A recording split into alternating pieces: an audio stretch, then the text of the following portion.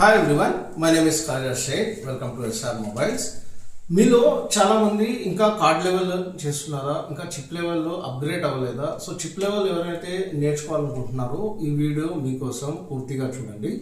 So chip level చేయాలంటే minimum మనకు ఉండాల్సిన బేసిక్ టూల్స్ వచ్చేసి ఒక 2 బ్లోయర్స్ అనేది మస్ట్ అండ్ షుడ్ మనకు ఉండాల్సిందే. ఒకటి 8570W ప్లస్ ఒకటి ఉంటుంది, ఒకటి వచ్చేసి 2008.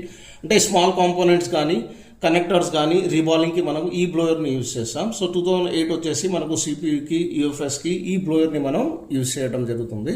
సో దీని తర్వాత ఒక మైక్రోస్కోప్. సో కెమెరా ఆప్షన్ ఉంటే కెమెరా ఆప్షన్ తీసుకోవచ్చు, లేదంటే నార్మల్ మైక్రోస్కోప్ అయినా మస్ట్ అండ్ షుడ్. తర్వాత ఒక ఐరన్ తర్వాత వచ్చేసి ఒక డీసీ పవర్ సప్లై, ఒక 6 పోర్ట్ మనకు ఈ చార్జర్ అనేది రీడింగ్ పర్పస్. దీని తర్వాత వచ్చేసి ఇక్కడ ఒక I2C మీటర్ అనేది మల్టీమీటర్ అయినా తీసుకోవచ్చు, లేదా ఇక I2C అనే ఒక మల్టీమీటర్ వస్తుంది. సో దీని తర్వాత వచ్చేసి ఇక్కడ మనం చూసుకున్నట్లయితే ఒక మనకు PCB స్టాండ్, కటర్. ఇది వచ్చేసి మనకు షీల్డ్ కట్ చేసుకోవడానికి కొన్ని ట్రీజర్స్, బ్రష్. మనకి ఇక్కడ CPU బ్లేడ్ వస్తుంది. సో పేస్టెడ్ ఐసీస్ కానీ ఓపెన్ ఐసీస్ కానీ తీయడానికి మనకు CPU బ్లేడ్. సో PPD, విక్ wire, so micro jumper.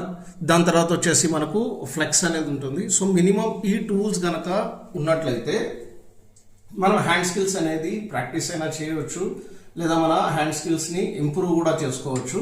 So step by step ఈ వీడియోస్ అనేది ఏంటంటే మనకు బేసిక్ నుండి, అంటే కాంపోనెంట్ నుంచి కనెక్టర్స్, ఐసీస్, బ్లాక్ ప్రెషర్, డబల్ డెక్టర్, ఎవ్రీథింగ్ వీడియోస్ అనేది వస్తూనే ఉంటాయి. సో మరిన్ని వీడియోస్ కోసం నా ఛానల్ని సబ్స్క్రైబ్ చేయండి, లైక్ చేయండి. Thank you.